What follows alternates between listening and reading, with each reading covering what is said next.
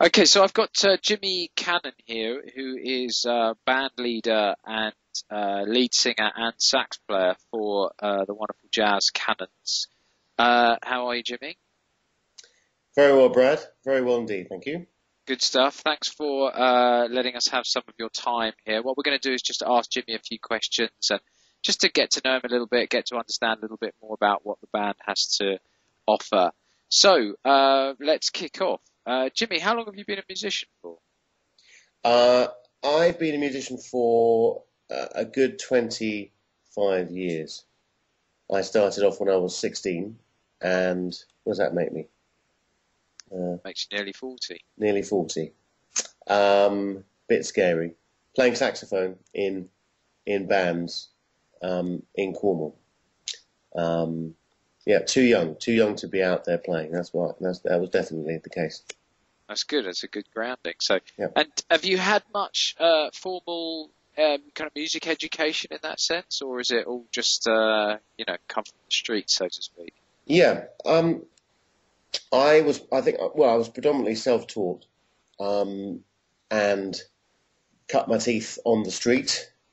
Down with the kids, was the name of the game. But I moved up to London and decided that I wanted to go to music college. That I'd be left out, I think, if I didn't go. So I went and I did a postgrad there in jazz performance and big band composition. Okay, and how many years was that? Well, I did a year of postgrad, and then I did a year of I got a scholarship to continue in doing another year, and then I stayed there. They couldn't get rid of me, so 3 years altogether at Trinity. Okay. So that gives us a nice, interesting kind of background. So you've had a real grounding in the very much the style of music which you now perform for a living, really, haven't you? Yes, very much. Um, I've always been into jazz and particularly swing. So the big band era, that classic '60s sound for me with the big bands and Frank Sinatra and Nat King Cole was always just every time, it just really it's always been a passion for me to listen to and really dig that sound. So it's the whole big band thing was a great opportunity at the college to play and Great, excellent. So when did you? Let's cut to the Jazz Cannons. So yeah. when did the Jazz Cannons form? How long has Well, that been in existence? I finished around 2002, probably 2003 at Trinity, and then I started my own big band. And I run that for 2 or 3 years, and I then decided that it was a lot of hard work to keep a 17-piece band going. Um, and so I thought it would be much easier to get a smaller band. Then Matt, who's the saxophone player and my partner now in the band, um, we got together the band. We got together the Jazz Cannons. So Um, what year was that? I suppose that would have been about 2005, Okay, 2006. So right, we've been right, together. right. How long is that then? We've been together until It's about 6 years or six so. Yeah. years. Yeah, Right. Great, yeah. great, great. So now presumably you work full time and you're a professional musician with that band. Then are you? Is that the case? Um, well, yeah. That's probably my main source of income is the band. We're we're quite prolific. We do a lot of different areas of we're playing the very Carry on. Cool. we play all over the place, different types of functions, a lot of weddings, a lot of corporate gigs that we do in various guises as well. So I did a lot of gigs as a trio, so that's with just the piano and the bass and myself singing. I play saxophone as well, obviously. Um, and so we can do the trio, and we've just recently got the nine piece together as well, which is great. Okay. So, but I mean, Yeah, primarily, sorry. really, what the Jazz Cannons offer really Yeah, is a kind of flagship, so to speak, is the seven piece. Is seven that piece. right? And The what's seven that piece. what's that made up of? The seven pieces is our main lineup. That's three brass. So that's trumpet, trombone, saxophone, and myself singing with a rhythm section. And the rhythm section is consists of piano, bass, drums. Okay, and primarily, what kind of styles do you play as a band? Where? We do swing, rap, the Rat Pack type swing, as in all the D. Martin, Frank Sinatra, Nat King Cole, even though Nat King Cole's in the Rat Pack, but that classic '60s swing. Um, but we've over the years we've realised that it was a good idea and to diversify stylistically into something a little bit more accessible for people to party to and have a to dance to. So but we didn't want to go down the normal function band road, as it were, and do whatever every band does and just do sort of hits and 60s, 70s hits, pop hits. We wanted to do the tunes that we love playing and really respect as classic songs, but do them in our way. Can you give us some examples of those? Yeah, Maybe? so we do we do some Andy Williams, we do some Tom Jones. Um, so we do. It's not unusual. Tom Jones. It's very showy, very kind of up tempo, Las Vegas showy, big sound. That's what we're into, and a slight sort of tongue in cheek. Let's just have a really good time. Really live and just lively, rhythmic sort of songs. And so how would an average kind of performance go? I know there's obviously never an average performance with Yeah. jazz cannons, but how would a normal kind of performance schedule go? What would you normally start with, and how would that progress through then for the evening? Well, let's just say it's a wedding. Um, we generally have a first dance. That is either it's part of our repertoire that we know anyway, that they've chosen from the repertoire on the website. Sometimes they request a song that we have arranged, and we do it, as long as it's suitable to the style of music that we generally do.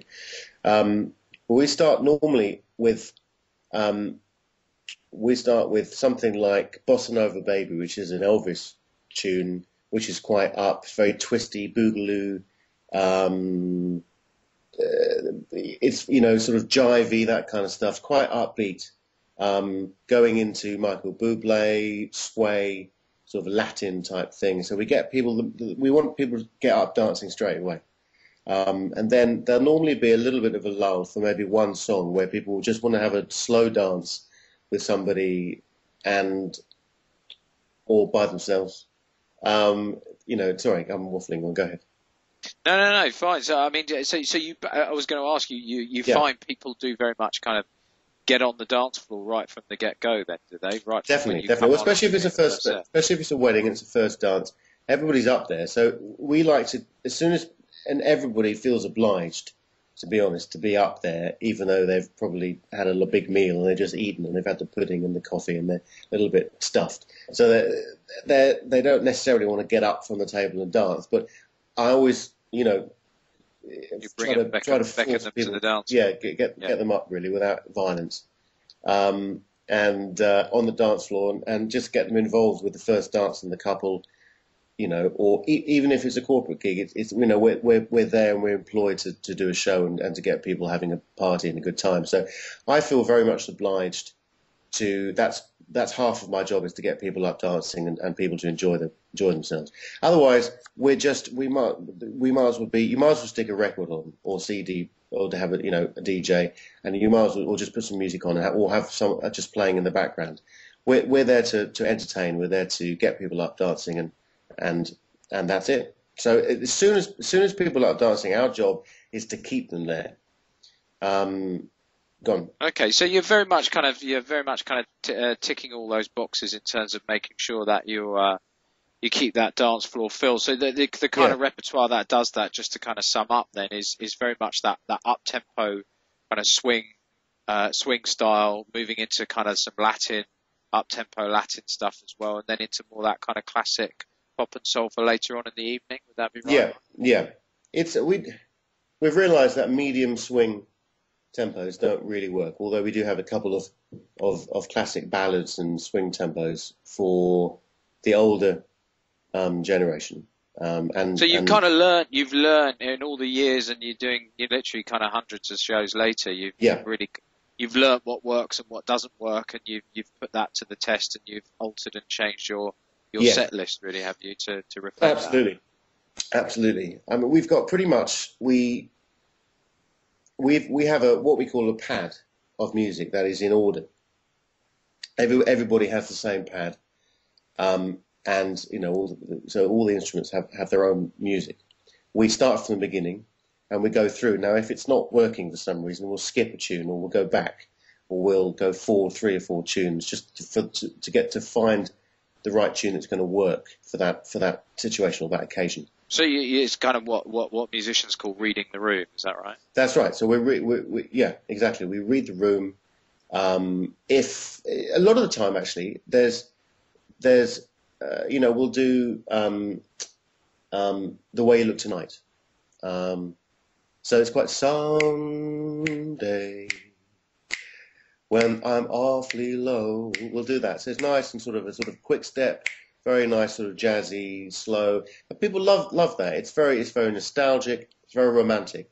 And then you'll find that people, after we've done 4 or 5 really up-tempo Latin, big show Latin type numbers that are very straight quavers and really quite fast, people actually want just to have a nice dance, just be close to one another.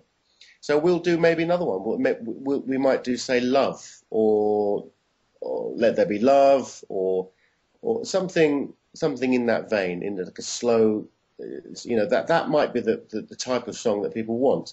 If they leave the dance floor, then we'll quickly go on to something else that's going to be more up-tempo and change the pace. That's the most important thing. We've got to read the room. I mean, there's a limit. We can't do. We're not going to do Beyonce because it's just not. It just doesn't work with just the band. Doesn't work with the band lineup. No. Yeah. No, fair enough. And you have to kind of draw that line as well when it comes to requests as well. Yeah, exactly. Yeah, I mean, we something that might sound better on a record than you can play it. We're always up. Leave it at that then. Yeah, we're always up for requests, and generally we can do pretty much anything. But there is a limit. Yeah, I mean, we don't do ABBA or Beyonce or we're not a disco band. We do party stuff, but it's very much in that sort of retro 60s swing era that we do. It's a sophisticated band for a party rather than a party band. Exactly. Absolutely. Yeah. Good stuff. Okay, well, listen, we're kind of coming to the end here. I just wanted to just double check with you. Many prospective clients these days want to get out and see the band live before they book. You play regularly, don't you? Where do you play briefly? We do Dover Street Wine Bar in Mayfair. We play there every month. I play in a restaurant called Roast in Borough Market with a trio. So you can't see you don't get to see the whole band, but you get to see me, which is all you need to see. Great stuff. Okay, and anybody looking to book you can just get in touch with Brad through the contact form on the website. Yeah, that's right. They get absolutely. In touch with me. I'm referring to Brad. I am Brad. They get in touch with me and just request to go on a guest list there. That's no problem at all. So absolutely. And what you can expect from a live show at Dover Street, for example, is pretty similar to what you can expect at a wedding, function, or corporate event. The only difference between what we do at Dover Street and what we do at a private or corporate event would be that the sound is controlled generally by me. So actually, I would say that the sound is better when we do our own gig because it's my PA and I'm pretty good with sound, and I'm very conscious of getting a really good sound that encourages the band to play well and then people to dance. Sure. So it's normally a little bit. It's a better sound, and also it's a different clientele at Dover Street. It's people watching rather than dancing. Sure. So people should just kind of just think about that when they get down there. And check you out. But you're always happy to have a chat with people, which is great as well. Well, listen, we've come to the end of the time now. So, okay. Listen, thanks for your time, Jimmy. No problem, bro. Let's do this again. If anyone's got any questions, then they just need to get in touch with us through the website. Okay. Fantastic. Thanks a lot. Bye-bye. Cheers. Bye. Bye.